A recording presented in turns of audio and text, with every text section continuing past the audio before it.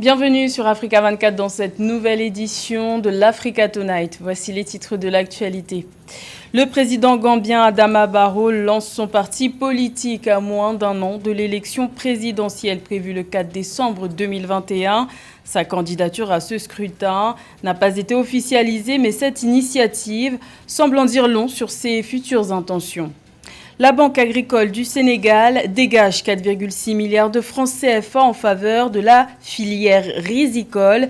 Ces fonds permettront d'appuyer la campagne agricole d'hivernage 2020-2021 et d'accompagner les producteurs dans leurs activités. Et la culture africaine et afro-descendante a connu sa deuxième commémoration le 24 janvier 2021. Retour sur cette journée mondiale instaurée en 2019 par l'UNESCO pour célébrer les nombreuses cultures vivantes du continent africain. Mais tout d'abord, en République démocratique du Congo, la désignation d'un nouveau Premier ministre est attendue après la démission le 29 janvier de Sylvestre Ilunga. Plusieurs noms circulent comme Modeste Bahati Lukwebo, ancien ministre sous Joseph Kabila, que le président Félix Tshisekedi a nommé informateur le 31 décembre 2020, l'ancien gouverneur Moïse Katumbi ou encore l'ancien vice-président Jean-Pierre Bemba. Selon son entourage, l'entourage du président Félix Tshisekedi, la nomination du Premier ministre pourrait se faire avant la tenue du prochain sommet de l'Union africaine prévu les 6 et 7 février, sommet lors duquel la République démocratique du Congo prendra les rênes de l'Union africaine pour un an. Le jeu politique se prépare en Gambie à moins d'un an de l'élection présidentielle prévue le 4 décembre 2021. Le président Adama Barrow a lancé son parti politique en vue de soutenir sa probable candidature à ce scrutin. Une volte-face pour celui qui avait pourtant promis de céder le pouvoir au bout de 3 ans lors de son investiture en 2017 à Ménèdj. Le président de la Gambie, Adama Barrow, a lancé son parti au cours de meeting en vue de soutenir sa candidature à la présidentielle prévue le 4 décembre 2021. Il s'agit du Parti national des peuples, National People's Party, mis sur pied à moins d'un an de la tenue du scrutin et dit fondé sur la notion de véritable citoyenneté démocratique et patriotique. Il faut comprendre alors deux adages. Le premier adage est que l'appétit vient en mangeant. Et le deuxième adage est que la lutte unie, mais le pouvoir divise. Donc il est donc évident que les engagements qu'il avait pris à son inscription au pouvoir pour le respect de son mandat de 3 ans non renouvelable ne pourront pas se réaliser parce qu'en réalité, les prestiges liés à ce pouvoir lui ont permis alors de renouer des contacts à l'international, notamment le président Macky Sall qui a été l'un de ses principaux soutiens pour l'accession au pouvoir en Gambie face à la résistance de ne pas reconnaître la défaite du président Yahya Jammeh. Adama Barrow n'a pas déclaré se présenter officiellement au prochain scrutin, mais cette volonté ne fait plus aucun doute selon plusieurs observateurs. En 2016, Barrow, soutenu par une coalition de 7 partis d'opposition, l'avait remporté sur Yahya Jammeh, qui régnait sur le pays depuis son coup d'État de 1994. Il avait ainsi pris l'engagement de céder le pouvoir au bout de 3 ans de transition et d'organiser une nouvelle élection à laquelle il ne pourrait pas se présenter. Le président Barrow ne dispose pas d'une base politique réelle. Et c'est l'incarcération de M. Dabo qui a suscité alors la candidature du président Barrow.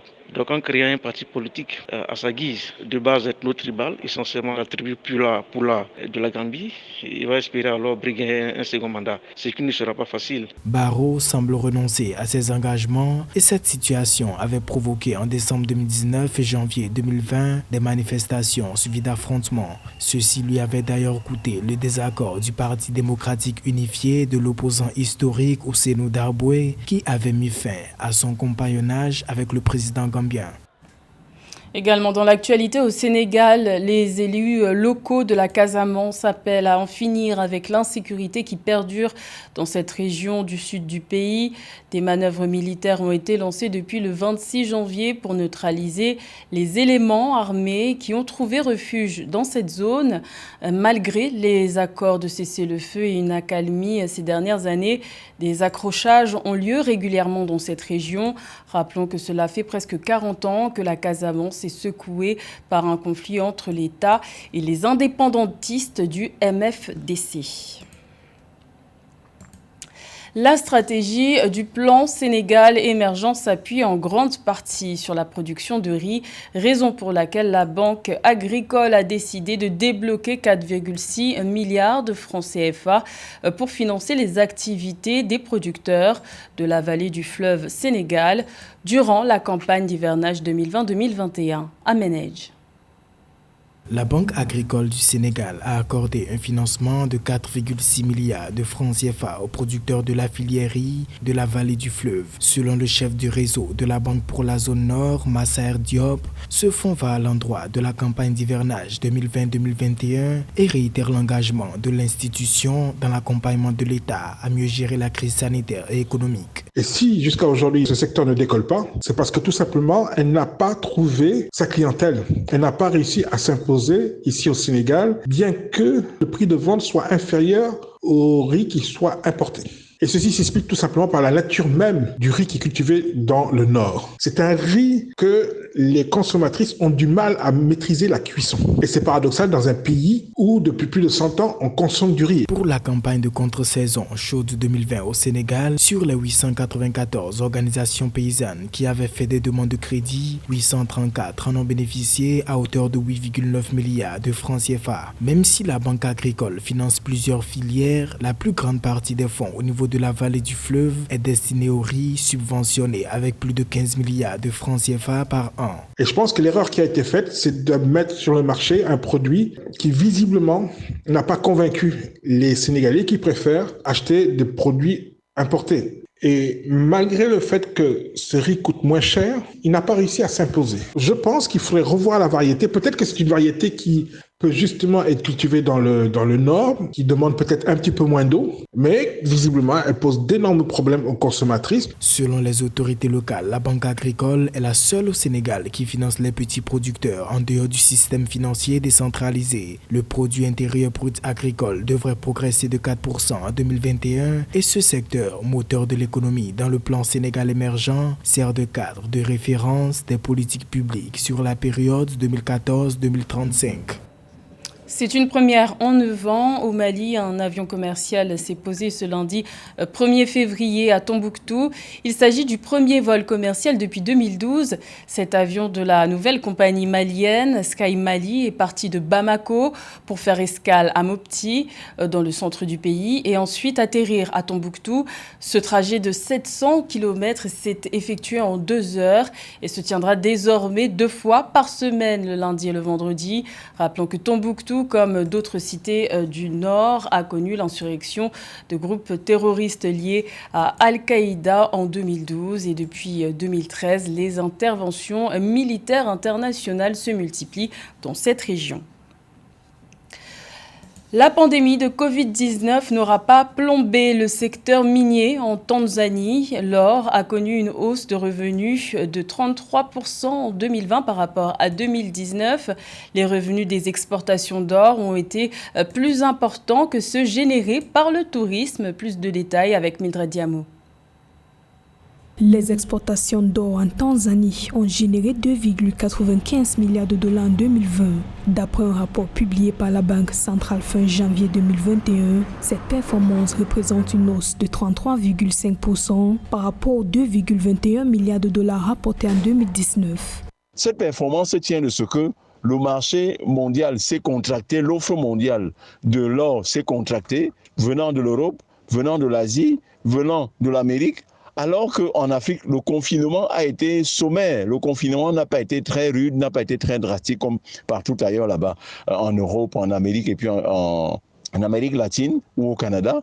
Et c'est la raison pour laquelle donc le secteur de l'or au niveau de la Tanzanie s'est porté de mieux en mieux. Et je peux prédire également que, vu le contexte actuel, si on va sur la succession des confinements, on va se retrouver encore avec, en fin d'année 2021, un secteur aurifère tanzanien qui aurait contribué à hauteur de plus de 3 milliards au trésor public tanzanien. La flambée du prix d'or sur les marchés mondiaux en 2020 en raison de la pandémie de Covid-19 a bénéficié aux compagnies minières africaines. Cette bonne performance enregistrée par le secteur aurifère de la Tanzanie s'explique par la hausse du coût de l'or et par l'augmentation de la production au cours de la dite période. Le gouvernement tanzanien, pour garder cette embellie-là, a simplement à investir. Le gouvernement tanzanien a simplement à mettre à la disposition des agents du secteur les moyens modernes qui permettent, par exemple, d'exploser une roche, d'exploser un affleurement rocheux, de creuser également, je vois rapidement une petite dynamite, je vois également les pelles excavatrices, je vois également les pelles chargeuses, je vois également les rétropelles. Donc si on met ces petits engins, quand je dis petit, c'est par rapport au budget de l'État, mais par rapport à un individu personnel, ça coûte beaucoup d'argent. Donc si le gouvernement subventionne donc l'acquisition du matériel de mines professionnelles, mines non pas artisanales, mais mines industrielles, je suis convaincu qu'on pourra davantage produire de l'or cette année en Tanzanie et par voie de conséquence, comme le prix va s'apprécier sur le marché international, cela leur donnera l'occasion de multiplier par 2, par 3 ou pourquoi pas par 4 les recettes attendues de ce secteur-là dans le trésor public tanzanien. Ce résultat est lié en partie au règlement des différends opposant la compagnie minière Barrick Gold au gouvernement tanzanien, ce qui a permis d'augmenter les exportations. Pour rappel, l'or constitue l'essence du secteur minier tanzanien et représente avec le tourisme l'un des piliers de l'économie. Le 24 janvier 2021 a été célébrée la Journée mondiale de la culture africaine, un événement placé sous le thème de la reconnaissance pour le développement durable et pour la paix. Il s'agissait de la deuxième commémoration du genre depuis l'instauration de cette journée mondiale par l'UNESCO en 2019. Une journée qui célèbre les nombreuses cultures vivantes du continent africain et des diasporas africaines du monde entier, avec leurs codes, leurs coutumes et traditions ainsi que leurs richesses. En Côte d'Ivoire, cette journée a été célébrée sous l'égide de la ministre de la Culture et de la Francophonie, Raymonde Goudou Kofi. Elle s'est exprimée, je vous propose de l'écouter. À l'instar de tous les pays, la Côte d'Ivoire célèbre ce 24 janvier 2021 la Journée mondiale de la culture africaine et afrodescendante, date proclamée par l'UNESCO à l'occasion de la 40e session de la conférence générale tenue en novembre 2019 à Paris. En adoptant cette date, l'UNESCO et les États membres s'engagent à valoriser et à promouvoir les diverses cultures vivantes du continent africain et des diasporas africaines, en les présentant comme levier efficace du développement durable, du dialogue et des cultures et de la paix. Pour la deuxième année de commémoration, le gouvernement ivoirien, qui attache du prix à la valorisation de la culture africaine, décide de saisir cette opportunité pour sensibiliser les gouvernants africains sur l'impact que notre culture doit avoir dans la gestion au quotidien de nos États. La culture est un vecteur économique, pourvoyeur d'emplois, de création de richesses et de lutte contre la pauvreté. La culture a également un volet social très important qui renforce la cohésion et la cohabitation pacifique. Relevons également le rôle très important que joue la culture dans la transmission des valeurs éthiques et morales de notre société. Exemple, les alliances interethniques. Enfin, un devoir de mémoire s'impose à chacun de nous pour retracer le parcours de nos ancêtres déportés afin que nul n'ignore leur vécu et leur existence. Bonne célébration de la Journée mondiale de la culture africaine et afrodescendante à toutes et à tous. Je vous remercie.